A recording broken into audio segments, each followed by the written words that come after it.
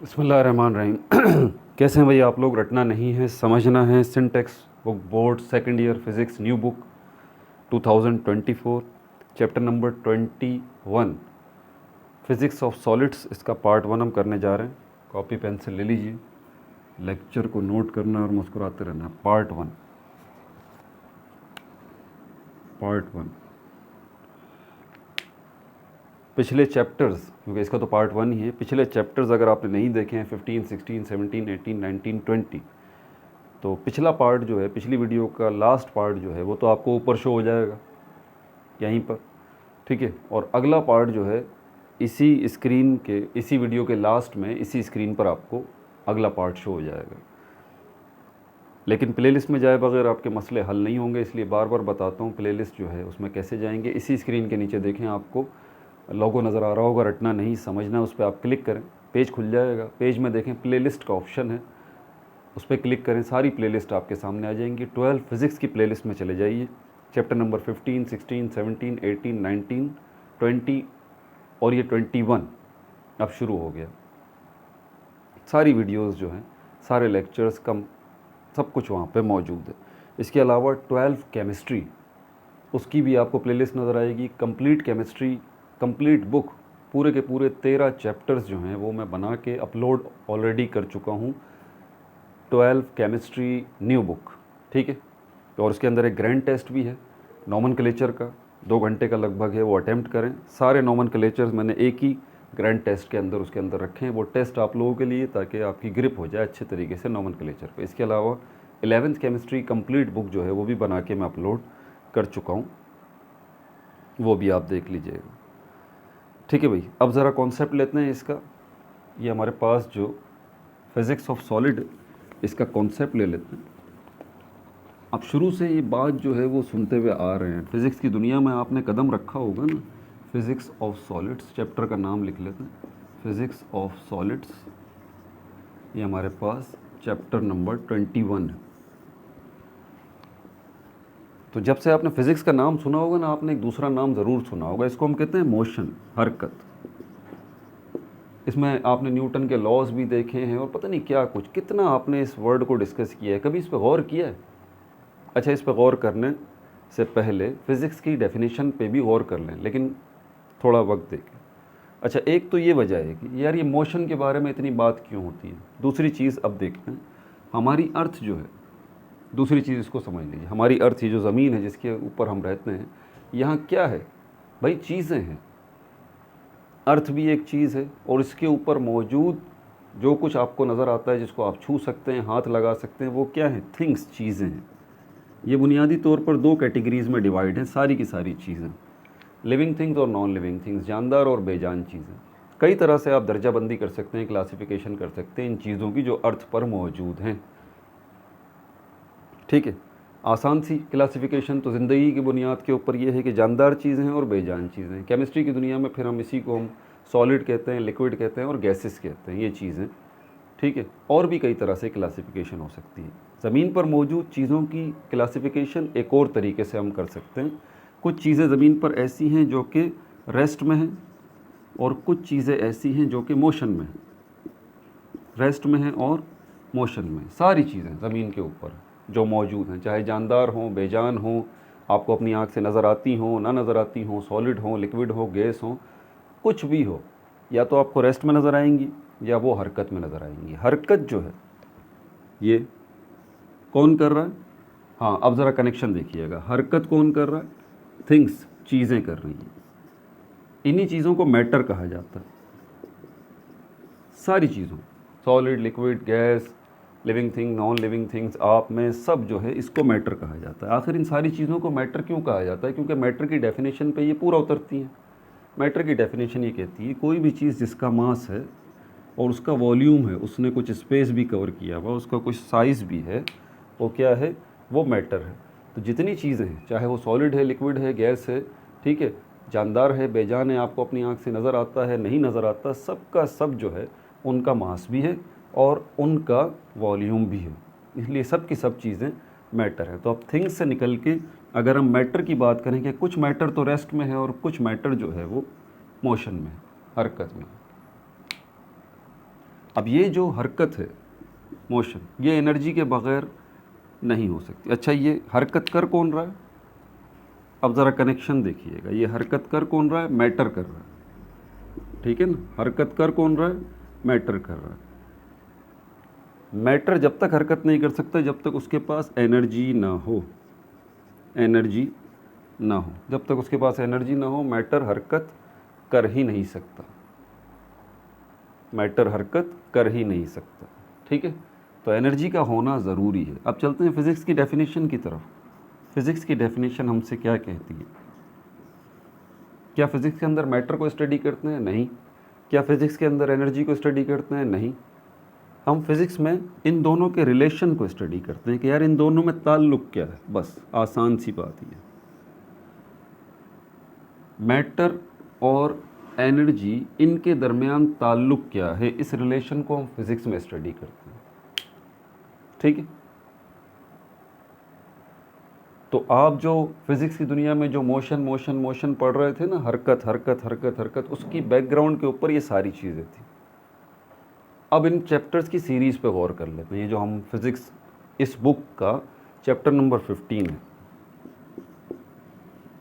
Chapter number 15 इसी के गिर्द घूमता है। चैप्टर नंबर 16 भी इसी की बात करता है। चैप्टर नंबर 17 भी इसी की बात करता है। चैप्टर नंबर 18 भी इसी की बात करता है। 19 भी इसी की बात करता है। 20 भी इसी की बात करता है और 21 भी इसी की बात करता है।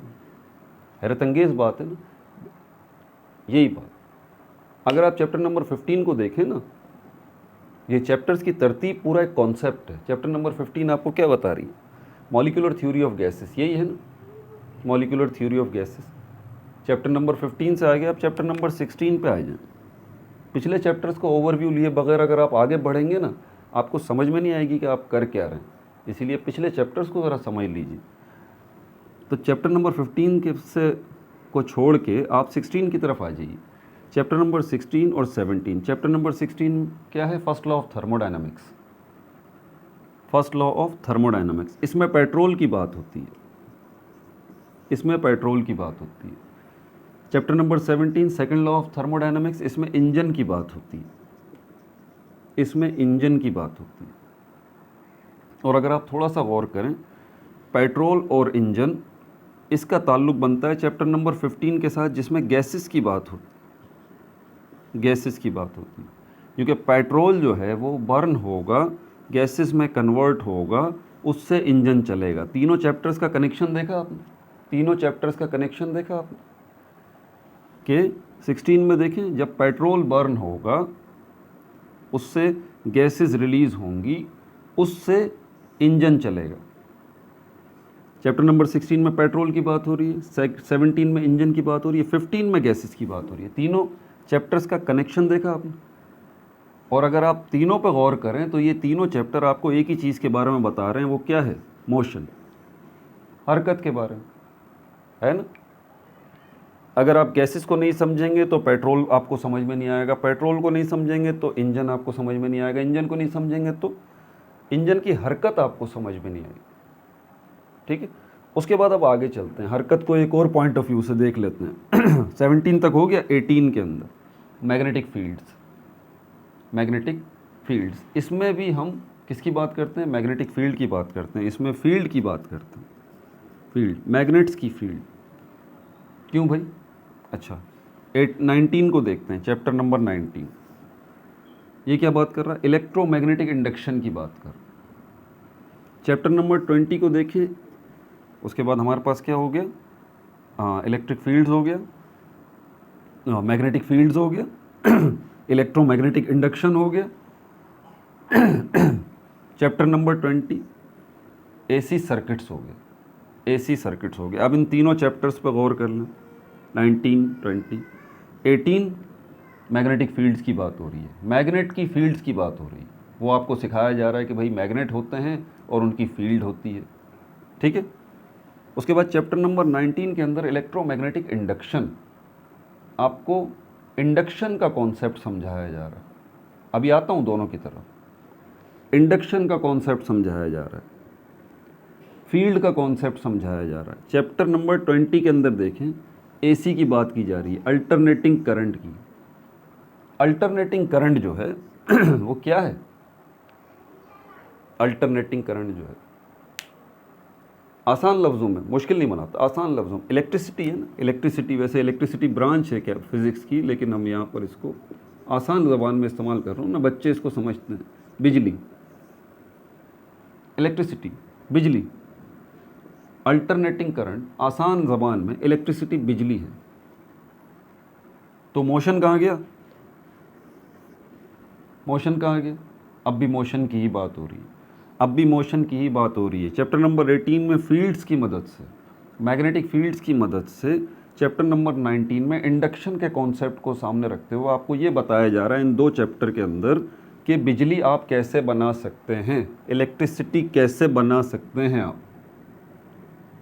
इलेक्ट्रिसिटी जो है शुरू में केमिकल्स की मदद से बनाई जाती थी सबसे पहले, उसके बाद जो है मैग्नेट्स की मदद से बनाई जाती थी। पहले केमिकल्स की मदद से बिजली बनाई जाती थी, फिर मैग्नेट्स की मदद से बिजली बनाई जाती, मैग्नेट्स की मदद से बिजली बनाई जाती है। तो ये जो चैप्टर नंबर 18 और 19 है, ये सिर्फ आपको यही बता रहा है कि मैग्नेट्स की मदद से कैसे जो है वो आप बिजली बना सकते हैं, मैग्नेटिक फील्ड और इलेक्ट्रोमैग्नेटिक इंडक्शन। और जब आप मैग्नेट्स की मदद से इलेक्ट्रिसिटी बनाने के काबिल हो गए तो अगला कॉन्सेप्ट आपको सर्किट्स का समझाया है, एसी सर्किट्स, जिसमें फ्लो ऑफ इलेक्ट्रिक करंट होता है, फ्लो ऑफ इलेक्ट्रिक करंट होता है, इलेक्ट्रिसिटी को एक जगह से जाके दूसरी जगह वापस पहुंचना होता है। इसमें रास्ते की बात की गई है अल्टरनेटिंग करंट के अंदर। लेकिन दोबारा वही बात करूंगा कि इन तीनों चैप्टर्स के अंदर, इसमें आपको मैग्नेटिक फील्ड का बताया है, इसके अंदर आपको जो है वो क्या बताया, इलेक्ट्रोमैग्नेटिक इंडक्शन, इंडक्शन का कॉन्सेप्ट आपको दिया है, इसके अंदर अल्टरनेटिंग करंट या एसी सर्किट्स की आपसे बात की गई। तीनों पे गौर करें। क्या आपने इसके अंदर जनरेटर के बारे में नहीं सुना? क्या आपने इसमें मोटर का कॉन्सेप्ट नहीं सुना? मोटर, एक लफ्ज़ बता रही है यहाँ पे, मोटर, मोटर।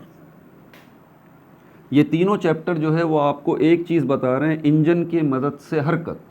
तीनों चैप्टर्स आपको ये बता रहे हैं इंजन की मदद से हरकत, मोशन। ये तीनों चैप्टर्स आपको ये बता रहे हैं कि मोटर की मदद से हरकत। ये मोटर किससे चलती है? बिजली से चलती है। तो इसीलिए शुरू में आपको बताया गया कि भाई बिजली आप कैसे बना सकते हैं, मैग्नेट्स की मदद से। ठीक हो गई ये बात। अब जो चैप्टर नंबर 21 है ये हमारा फिजिक्स ऑफ सॉलिड्स, अब इस पर गौर करें। अब ये जो सर्किट है ना, एसी सर्किट्स, ये सर्किट क्या है? कोई चीज़ है, वायर है इस तरह की, ये सर्किट यहाँ से, ये है ना, ये सर्किट, ये वो तार है, ये वो कंडक्टर है, ये वो तार है सर्किट, जिस पर चार्जेस मूव कर रहे हैं, चार्जेस मूव कर रहे हैं, चार्जेस मूव कर रहे हैं।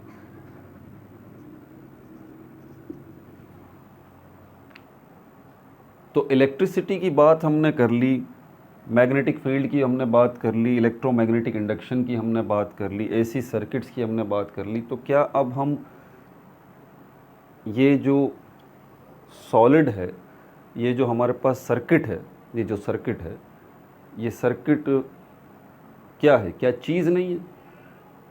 क्या चीज़ है? सॉलिड चीज़।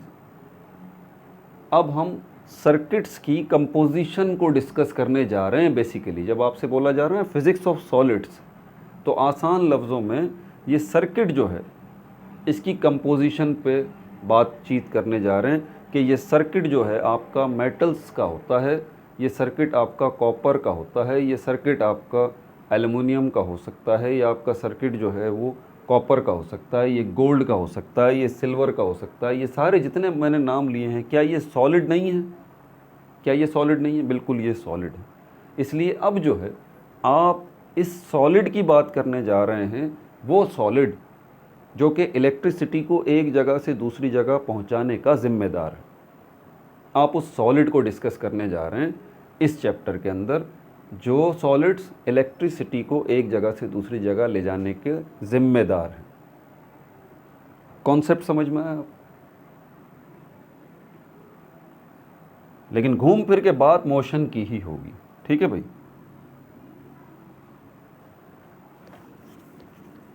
अगर आप रट्टे लगाने वाले हैं तो आपका इस चैनल पे कोई भी काम नहीं है, आप जाएं नोट्स उठाएं और रट्टे मारना शुरू कर दें। अगर आप ये चैनल मुझे सुन रहे हैं और रटना नहीं चाहते, समझना चाहते हैं, तो आपको मुबारक हो, ये बातें आपके लिए बेकार नहीं हैं, ये बातें आपके लिए बहुत ज़्यादा फ़ायदेमंद हैं। ठीक है, अब आगे चलते हैं, अब नोट्स ले लेते हैं इसके। ठीक है, अब नोट्स ले लेते हैं, अब इसके नोट्स ले लेते हैं। इंट्रोडक्शन पहले देख लेते हैं, नोट कर लीजिए। इंट्रोडक्शन सबसे पहले, introduction to physics of solids, introduction इसका देख लेते हैं। ठीक है भाई, बुलेट्स में लिखवाऊंगा, नोट करते रहिए। प्रॉपर्टीज़ की बात होती है,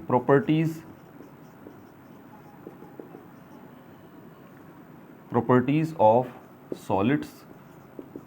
सॉलिड्स की खुसूसियात आपको पता चलती हैं इस चैप्टर को स्टडी करने के बाद। फिज़िक्स ऑफ सॉलिड्स जो है वो आपको सॉलिड्स की प्रॉपर्टीज़ जो है वो समझने में मदद देती है। सॉलिड्स की कौन सी properties? Electronic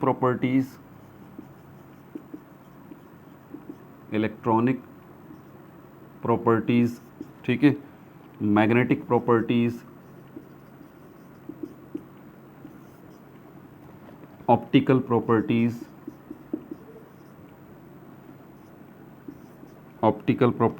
thermal properties, mechanical properties. अगर आपसे बोला जाए भाई फिज़िक्स ऑफ सॉलिड्स जो है वो, उसकी मदद से आप क्या कर सकते हैं, फ़िज़िक्स ऑफ सॉलिड्स को स्टडी करके आप क्या फ़ायदा उठा सकते हैं, तो आप बताएं भाई। फ़िज़िक्स ऑफ सॉलिड्स को स्टडी करके हम सॉलिड ऑब्जेक्ट्स जो हैं उनकी प्रॉपर्टीज़ के बारे में बात कर सकते हैं। कौन सी प्रॉपर्टीज़ के बारे में? इनकी इलेक्ट्रॉनिक प्रॉपर्टीज़ को सॉलिड्स की हम डिस्कस कर सकते हैं, सॉलिड्स की मैग्नेटिक प्रॉपर्टीज़ को डिस्कस कर सकते हैं, सॉलिड्स की ऑप्टिकल प्रॉपर्टीज़ को डिस्कस कर सकते हैं, सॉलिड्स की थर्मल प्रॉपर्टीज़ को डिस्कस कर सकते हैं, सॉलिड्स की मैकेनिकल प्रॉपर्टीज़ को हम डिस्कस कर सकते हैं with the help of the study of physics of solids. ठीक है भाई, ये हो गया प्रॉपर्टीज़ ऑफ सॉलिड्स। दूसरी चीज़ नोट कर लीजिए, सॉलिड्स का बिहेवियर भी, बिहेवियर ऑफ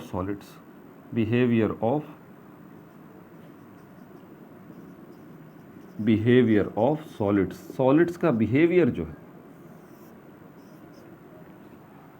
किस तरह सॉलिड्स जो है वो बिहेव करता है, ठीक है, आप इसको भी स्टडी कर सकते हैं।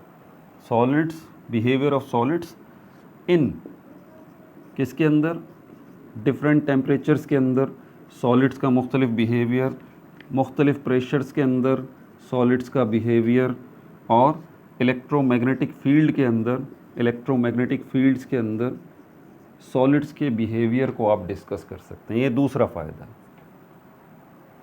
सॉलिड्स का बिहेवियर के। सॉलिड जो है वो टेम्परेचर पॉइंट ऑफ व्यू, जब टेम्परेचर चेंज होगा, बढ़ेगा, घटेगा, उसके नतीजे में सॉलिड्स जो बिहेव करते हैं उसको आप समझ सकते हैं फिज़िक्स ऑफ सॉलिड्स की मदद से। मुख्तलिफ प्रेशर्स के अंदर सॉलिड्स जो बिहेव करते हैं उस बिहेवियर को आप समझ सकते हैं फिज़िक्स ऑफ सॉलिड्स की मदद से। और इलेक्ट्रोमैग्नेटिक फील्ड्स के अंदर आके सॉलिड्स जो बिहेव करते हैं उसको आप समझ सकते हैं फिज़िक्स ऑफ सॉलिड्स की मदद से। फिज़िक्स की इस ब्रांच की मदद से आप ये काम कर सकते हैं। सॉलिड से मुताल्लिक कुछ फिनोमिनन्स भी हैं, उनको भी आप डिस्कस कर सकते हैं, उनको भी आप समझ सकते हैं। ठीक है, किसकी मदद से? फिज़िक्स की इसी ब्रांच की मदद से। ये ब्रांच है ना फिज़िक्स की, फिज़िक्स ऑफ सॉलिड्स, इसकी मदद से आप कुछ फिनोमिनन्स हैं, फिनोमिनन्स इन सॉलिड्स, आप इनको समझ सकते हैं इस फिज़िक्स की ब्रांच की मदद से। और वो कौन कौन से फिनोमिनन्स हैं, नोट कर लीजिए। क्रिस्टल स्ट्रक्चर,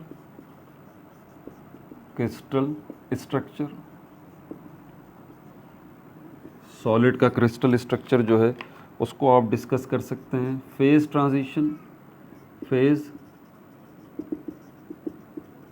ट्रांजिशन, क्योंकि सॉलिड जो है वो लिक्विड से बनता है और सॉलिड से लिक्विड दोबारा बना जा सकता है।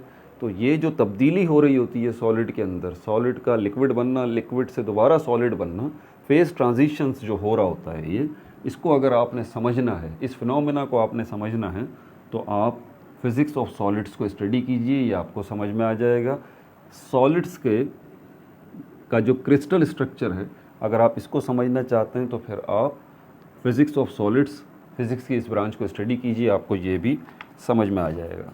तीसरी जो फिनोमिनन है, defects in materials, defects in material, चीज़ों के अंदर खामियां, जो सॉलिड चीज़ें हैं उनमें खामियां, उनमें डिफेक्ट्स जो हैं, उनको आप समझना चाहते हैं तो यही फिज़िक्स ऑफ सॉलिड्स की ब्रांच आपको ये समझाएगी। इसके अलावा सॉलिड्स के अंदर जो इंटरएक्शन होता है, ठीक है, एटम्स का, आइंस का, इलेक्ट्रॉन्स का इंटरएक्शन जो होता है सॉलिड्स का, सॉलिड्स के अंदर जो इंटरएक्शन होता है इलेक्ट्रॉन्स का, एटम्स का, मॉलिक्यूल्स का, इस इंटरएक्शन को, इस रिलेशनशिप को, इस ताल्लुक़ को जो है वो भी आप अगर समझना चाहते हैं सॉलिड के अंदर, तो फिज़िक्स ऑफ सॉलिड्स ये आपको हेल्प करेगी। ठीक है भाई, अब चलते हैं यहाँ पर क्लासिफिकेशन ऑफ सॉलिड्स की तरफ। सॉलिड्स की क्लासिफिकेशन, पहले सॉलिड्स को हम क्लासिफाई कर लें। 4 क्लासेस में सॉलिड्स को जो है वो डिवाइड किया गया। 4 क्लासेस में सॉलिड्स जो हैं उनको डिवाइड किया गया है। Classification of solids, classification of solids, solids की क्लासिफिकेशन 4 क्लासेस में इसको डिवाइड किया गया है, नोट कर लीजिए। Crystalline solid, crystalline solid, number 2 glassy solid,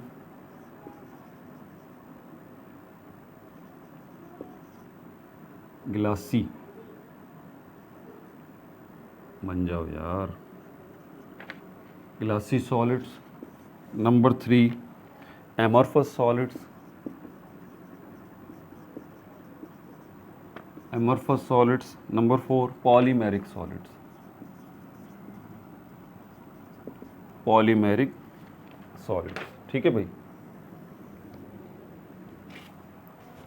number 1 crystalline solids को देख लें, नोट करते रहिए। क्रिस्टलाइन सॉलिड्स, जो क्रिस्टलाइन सॉलिड्स हैं इनके अंदर atomic arrangement, atomic arrangement, atoms की जो अरेंजमेंट है कैसी होती है? क्रिस्टलाइन सॉलिड्स के अंदर एटम्स की अरेंजमेंट रेगुलर होती है, रेगुलर होती है, रिपीटिंग होती है। लिखवाता भी जाऊंगा, साथ साथ समझाता भी जाऊंगा। रेगुलर का मतलब होता है कि अगर एक एटम जो है वो यहाँ पर है तो दूसरा एटम यहाँ पर है, तीसरा एटम यहाँ पर है, इनके अंदर ऐसा ही मामला है, आपको तरतीब नज़र आएगी। ठीक है, एटम्स रिपीट हो रहे होंगे रेगुलरली, ये एटम यहाँ पर आएगा, ये एटम यहाँ पर आएगा, ये एटम यहाँ पर आएगा। ऐसा नहीं है कि एक एटम आपको यहाँ नज़र आ रहा है तो दूसरा एटम आपको यहाँ नज़र आ रहा है। क्रिस्टलाइन सॉलिड्स के अंदर नहीं, ऐसी बात नहीं है। तीसरा एटम आपको यहाँ नज़र आ रहा है, नहीं, ऐसी बात नहीं है। आपको रेगुलरिटी नज़र आएगी, बाकायदगी नज़र आएगी, तरतीब नज़र आएगी, और इसी तरतीब के साथ आपको रिपीटेशन भी नज़र आएगी कि बार बार वो रिपीट होंगे, लेकिन रेगुलर अरेंजमेंट में रिपीट होंगे एटम्स क्रिस्टलाइन सॉलिड्स के अंदर। बेतरतीबी नहीं होगी, बेतरतीबी नहीं होगी। ठीक है भाई। दूसरा हमारे पास है melting point. Melting point, crystalline solid के मेल्टिंग पॉइंट्स की अगर हम बात करें, मेल्टिंग पॉइंट इसके शार्प है, शार्प मेल्टिंग पॉइंट होता है, शार्प मेल्टिंग पॉइंट होता है। और ठीक है, स्पेसिफिक टेम्परेचर होता है, एक ख़ास टेम्परेचर होता है जिसके ऊपर ये मेल्ट होते हैं, स्पेसिफिक टेम्परेचर होता है। अब मिसाल के तौर पे सल्फ़र जो है येलो कलर का होता है, सल्फ़र। आप सल्फ़र जो है वो बाज़ार से ले आइए, आधा किलो ले आइए, 1 पाव ले आइए, 2-3 सैंपल ले आइए, मुख्तलिफ़ जगहों से आप सल्फ़र ले लें, ठीक है। 2-3-4 साइंटिफिक स्टोर हैं, एक जगह से आधा किलो ले लिया, दूसरी जगह से 1 पाव ले लिया, तीसरी जगह से 2 किलो सल्फ़र ले लिया, ठीक है। इन चारों सैंपल्स को लाने के बाद आप उनको मेल्ट करें और उनका मेल्टिंग पॉइंट आप चेक करें, तो मेल्टिंग पॉइंट में स्लाइट सी वेरिएशन नज़र आएगी आपको, स्लाइट सी। एक सैंपल आपने लिया सल्फ़र का, उसको मेल्ट किया, उसका मेल्टिंग पॉइंट चेक किया, दूसरे को लिया, उसका मेल्टिंग पॉइंट चेक किया। हालांकि देखें सल्फ़र ही है, 3-4 स्टोर से भले आप लेके आ जाएं, लेकिन है तो सल्फ़र ना भाई। ऐसा तो नहीं होना चाहिए कि एक सल्फ़र जो है वो कोई और मेल्टिंग पॉइंट दे रहा है, दूसरा सल्फ़र जो है वो कोई और मेल्टिंग पॉइंट दे रहा है। अच्छा, मेल्टिंग पॉइंट चेंज होने से मतलब मेरा ये कतन नहीं है कि बिल्कुल ही चेंज हो जाएगा मेल्टिंग पॉइंट, नहीं नहीं नहीं, स्लाइट सी वेरिएशन आपको नज़र आएगी मेल्टिंग पॉइंट, स्लाइट सी वेरिएशन आपको नज़र आएगी सल्फ़र, ठीक है। लेकिन यहाँ पर जब हम क्रिस्टलाइन सॉलिड्स की बात करते हैं तो यहाँ पर ऐसी कोई वेरिएशन नहीं होगी, बल्कि मेल्टिंग पॉइंट क्या होगा, शार्प होगा, शार्प होगा। क्रिस्टलाइन सॉलिड का इतना सा पीस ले लें आप, या इतना बड़ा पीस ले लें आप, अमेरिका से वो क्रिस्टलाइन सॉलिड ले लें या पाकिस्तान से आप ले लें, ज़मीन से खोद के निकाल लें या मार्केट से ले आएँ, आप मेल्टिंग पॉइंट उसका चेक करेंगे, एग्जैक्टली वही मिलेगा, एग्जैक्टली कोई चेंज नहीं होगा, स्लाइट सा वेरिएशन भी नहीं होगा मेल्टिंग पॉइंट में, ठीक है। तो ये शार्प मेल्टिंग पॉइंट होता है इसका। उसके बाद रिजिडिटी, रिजिडिटी का मतलब होता है सख्ती। रिजिडिटी को अगर हम देखें, रिजिडिटी जो है, वेरी रिजिड ये बहुत सख्त होते हैं, वेरी रिजिड ये बहुत सख्त होते हैं। Well defined structure, well defined structure, और इनकी जो साख्त होती है, इनका जो स्ट्रक्चर होता है वो वेल डिफाइंड होता है। मतलब ऐसी कोई बेतरतीबी नहीं होती कि आपको समझ ही ना आ रहा हो कि ये क्या है और ये क्या है, नहीं नहीं, आप उसका स्ट्रक्चर देखेंगे तो वेल डिफाइंड होगा, ठीक है। या तो स्क्वायर शेप में होगा, या तो फिर रेक्टेंगल शेप में होगा, या फिर जो है वो ट्रायंगल में होगा। ये सारी की सारी कौन सी हैं, ये रेगुलर शेप्स हैं, ठीक है। तो ऐसी ही आपको नज़र आएगी, वेल डिफाइंड, ठीक है। ऐसा कोई उल्टा सीधा सिस्टम नहीं होगा जिसको आप बता ही ना सकें कि यार इसमें कोई तरतीब ही नज़र नहीं आ रही, ठीक है। तो वेल डिफाइंड स्ट्रक्चर होगा इनका, ठीक है। और रिजिडिटी पॉइंट ऑफ व्यू से बात करें तो बहुत ज़्यादा रिजिड होंगे, सख्त होते हैं क्रिस्टलाइन सॉलिड।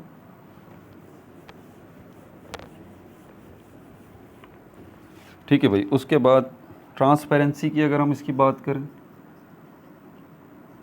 ट्रांसपेरेंसी, ट्रांसपेरेंसी की अगर हम बात करें, मतलब क्या लाइट आर पार हो जाती है इसके, जैसे ये आपको शीशा नज़र आ रहा है मेरे ग्लासेस का, इसमें से लाइट आर पार जा रही है ना भाई।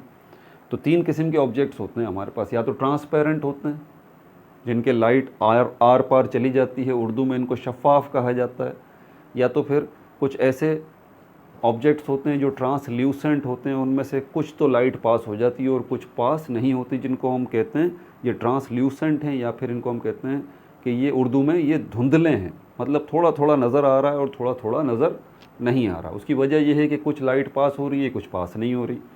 तीसरी किस्म की चीज़ें वो होती हैं जिनको हम ओपेक कहते हैं, जिनसे 100% लाइट पास नहीं होती, बल्कि लाइट टकरा कर वापस आ जाती है, ये ओपेक कहलाते हैं। तो ट्रांसपेरेंसी आपको यही बात समझाने की कोशिश कर रही है यहाँ पर कि भाई ये जो क्रिस्टलाइन सॉलिड हैं, क्या ये ट्रांसपेरेंट हैं, ट्रांसल्यूसेंट हैं, या फिर ओपेक हैं, ठीक है। ये ट्रांसपेरेंट होते हैं और ट्रांसल्यूसेंट भी होते हैं, ट्रांसपेरेंट भी होते हैं और ट्रांसल्यूसेंट भी होते हैं, दोनों तरह के होते हैं, शफ़ाफ भी होते हैं और धुंधले भी होते हैं, ठीक है भाई। ये हेडिंग, और इसमें एग्जाम्पल्स देख लीजिए,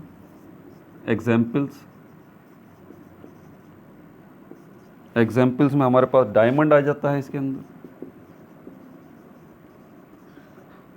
diamond, salt, crystals, diamond, salt,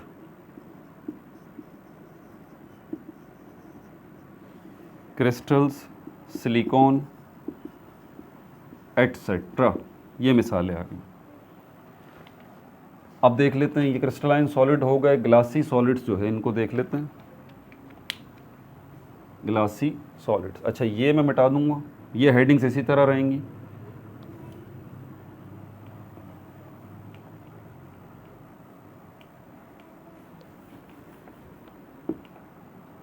crystalline solid की जगह पर अब क्या आ जाएगा, ग्लासी सॉलिड्स। नंबर 2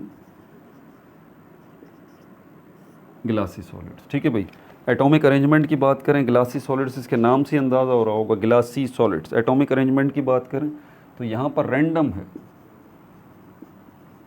जी। यहाँ पर आपको देखें, उससे पहले हमने क्या बात की थी, अगर आप उस पर याद करें तो यहाँ पर हमारे पास रेगुलरिटी उसमें नज़र आ रही थी, जबकि ग्लासी सॉलिड्स के अंदर एटम्स की अरेंजमेंट जो है वो रैंडम है, सीक्वेंस में नहीं है। ठीक है, short range order, short range order. अब इसमें थोड़ा सा फ़र्क रखिएगा। ठीक है, क्रिस्टलाइन सॉलिड्स तो 100% जो है उनके अंदर आपको रेगुलरिटी नज़र आएगी ना, बेतरतीबी नज़र नहीं आएगी। ये जो ग्लासी सॉलिड्स हैं इनमें वैसी रेगुलरिटी तो नज़र नहीं आएगी, लेकिन थोड़ी बहुत रेगुलरिटी इनमें भी आपको नज़र आएगी, थोड़ी बहुत रेगुलरिटी जो है वो इनमें आपको नज़र आएगी। देखें, शॉर्ट रेंज ऑर्डर यानी कि इनमें तरतीब आपको नज़र आएगी, लेकिन ये तरतीब, ये ऑर्डर, एटम्स की तरतीब, ये एटम्स की अरेंजमेंट, ये एटम्स का ऑर्डर, ये एटम्स की सीक्वेंस, ये एटम्स की रेगुलरिटी शॉर्ट रेंज है, मतलब इतनी ज़्यादा नहीं है लेकिन इतनी ज़्यादा नहीं है। रैंडम है एटम्स की अरेंजमेंट, थोड़ी सी बेतरतीब है। ठीक है भाई, मेल्टिंग पॉइंट्स की अगर हम बात करें, range of temperature, range of temperature मतलब शार्प नहीं है, range of temperature. Glassy solid जो है, आप एक ग्लासी सॉलिड ले लें, उसका मेल्टिंग पॉइंट चेक करेंगे। ठीक है, एक ग्लासी सॉलिड लेके उसका मेल्टिंग पॉइंट चेक करेंगे, उसी ग्लासी सॉलिड का एक और सैंपल लेके उसका मेल्टिंग पॉइंट चेक करेंगे, उसी ग्लासी सॉलिड का एक और सैंपल लेके उसका मेल्टिंग पॉइंट चेक करेंगे, तो स्लाइड सा वेरिएशन आपको नज़र आएगा। इसीलिए वो कह रहा है कि melting point range of temperature, sharp नहीं है जैसे कि क्रिस्टलाइन सॉलिड के अंदर था। रिजिडिटी की बात करें, रिजिड, ये भी रिजिड है, ये भी सख्त सॉलिड है, but less than crystalline. Rigid but less than crystalline, rigid तो हैं but less than crystalline, crystalline solids के मुकाबले में कम है। ट्रांसपेरेंसी की बात करें तो ये ट्रांसपेरेंट भी हैं, ओपेक भी हैं। ग्लासी सॉलिड्स जो हैं वो ट्रांसपेरेंट भी हैं, ओपेक भी हैं, दोनों किस्म के हैं। इसमें आपको ओपेक ग्लासी सॉलिड्स भी मिलेंगे और ये आपको ट्रांसपेरेंट भी मिलेंगे। इनकी एग्जांपल्स में विंडो ग्लास है, जो आपकी खिड़कियों में शीशा लगा हुआ होता है, विंडो ग्लास, ये भी ग्लासी सॉलिड है। और कौन सा है, सर्टेन प्लास्टिक्स जी, कुछ ख़ास किस्म के प्लास्टिक्स जो हैं, सर्टेन प्लास्टिक्स, यानी कि आप उनको देखेंगे तो दूर से आपको ऐसा लगेगा जैसे ये शीशा है, ये ग्लास है, लेकिन पकड़ के देखेंगे तो वो आपको कैसा नज़र आएगा, वो प्लास्टिक है। तो कुछ ख़ास किस्म के प्लास्टिक्स भी ग्लासी सॉलिड्स में आते हैं। ठीक है, एमरफस मेटल्स, कुछ एमरफस मेटल्स भी जो ग्लासी सॉलिड्स में आते हैं। ठीक है भाई, ये हेडिंग्स इसी तरह रखेंगे। दो हमने डिस्कस कर लिया, एमरफस सॉलिड्स को डिस्कस कर लेते हैं।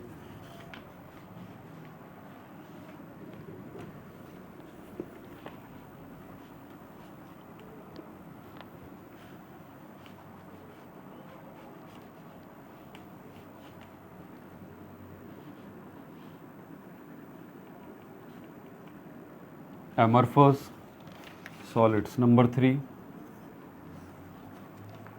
Amorphous solids.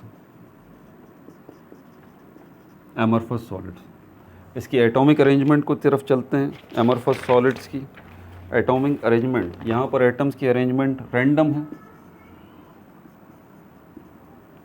ठीक है, रैंडम है, no long range order, no long range order. Atoms जो हैं वो बहुत ज़्यादा देर तक आपको ऑर्डर में नज़र नहीं आएंगे। एटम्स जो हैं बहुत ज़्यादा देर तक आपको ऑर्डर में नज़र नहीं आएंगे, तरतीब में नज़र नहीं आएंगे। ठीक है भाई,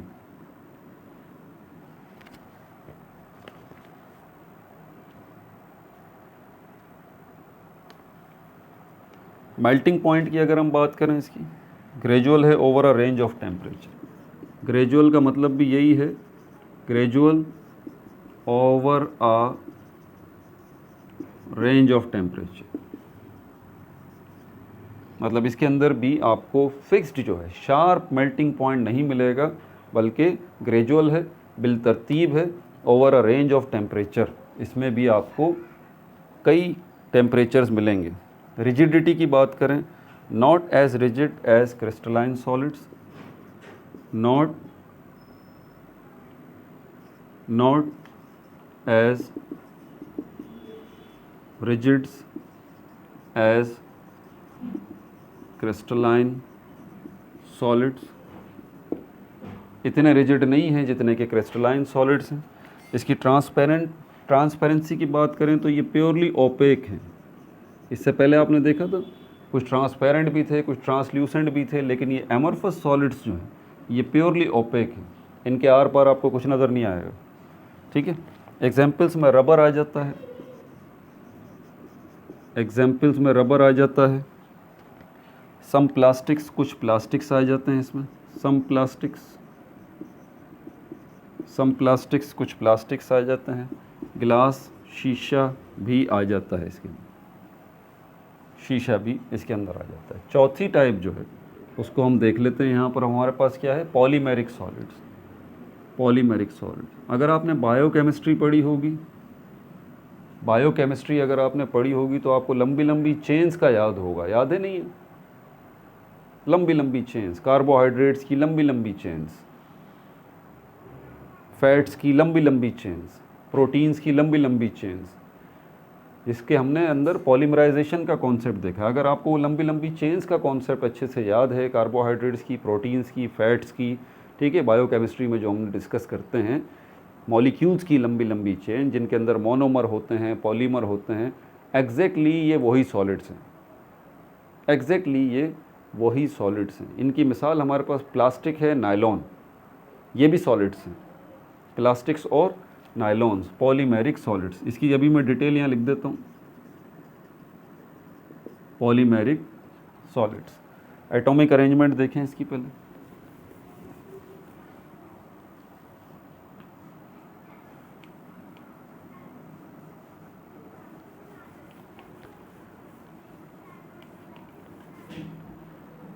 एटॉमिक अरेंजमेंट की बात करें इसकी तो लॉन्ग चेन्स और नेटवर्क्स, इसमें आपको जो है वो एटम्स नज़र आएंगे लॉन्ग चेन्स की शक्ल में, लॉन्ग चेन्स की शक्ल में, और या फिर नेटवर्क्स ऑफ रिपीटिंग यूनिट्स, और नेटवर्क ऑफ रिपीटिंग यूनिट्स। ये रिपीटिंग यूनिट से क्या मतलब है यहाँ पर, रिपीटिंग यूनिट से मतलब यहाँ पर मोनोमर्स है, मोनोमर्स। मैंने कहा ना, जिनको पॉलीमराइजेशन का कॉन्सेप्ट क्लियर है, जिनको मोनोमर पॉलीमर का कॉन्सेप्ट क्लियर है, जिनको लॉन्ग चेन्स का कॉन्सेप्ट क्लियर है, जिसमें लंबी लंबी चेन्स हम देखते हैं, जिसको बायोकेमिस्ट्री का कॉन्सेप्ट क्लियर है, तो आपको कोई भी ऐसी परेशानी नहीं होगी। ये लॉन्ग चेन्स और नेटवर्क ऑफ रिपीटिंग यूनिट्स ये आपको बड़े अच्छे से समझ में आएंगे। ठीक है भाई। मेल्टिंग पॉइंट की अगर हम इसकी बात करें तो मेल्टिंग पॉइंट वेरीज, वेरीज मतलब कोई फिक्स्ड मेल्टिंग पॉइंट इसका नहीं है। ठीक है भाई। रिजिडिटी की हम बात करें तो ये फ्लेक्सिबल होते हैं, ये फ्लेक्सिबल होते हैं। ये कैसे होते हैं, ये फ्लेक्सिबल होते हैं। और रिजिड भी होते हैं। दोनों तरह की कैटेगरी आपको इसमें नज़र आएगी, सख्त भी नज़र आएंगे और फ्लेक्सिबल भी नज़र आएंगे। ऐसे रबर होता है, रबर। ट्रांसपेरेंसी की अगर हम बात करें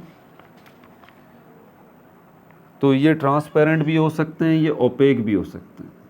ट्रांसपेरेंट भी हो सकते हैं ये, और ये ओपेक भी हो सकते हैं।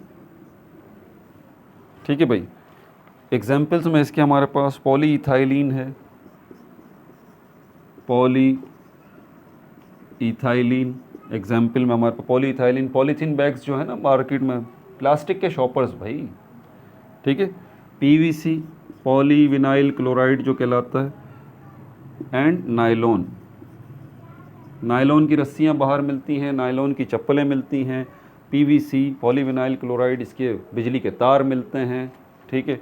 और पॉलीइथाइलिन, ये हमारे पास पॉलीथीन जिसको हम कहते हैं, पॉलीथीन बैग्स, या फिर आम ज़बान में, आम भाषा में क्या बोलते हैं, वो प्लास्टिक के शॉपर्स, ठीक है। तो ये सब इसके अंदर आ जाते हैं, ठीक है भाई। पार्ट 2 के अंदर हम डिफॉर्मेशन को डिस्कस करेंगे, स्ट्रेस स्ट्रेन को डिस्कस करेंगे, ठीक है। बल्क मॉड्यूलस को डिस्कस करेंगे, इलास्टिक मॉड्यूलस को डिस्कस करेंगे, शेयर मॉड्यूलस को डिस्कस करेंगे। अपना बहुत ज़्यादा ख्याल रखिएगा। No like no subscribe, only share.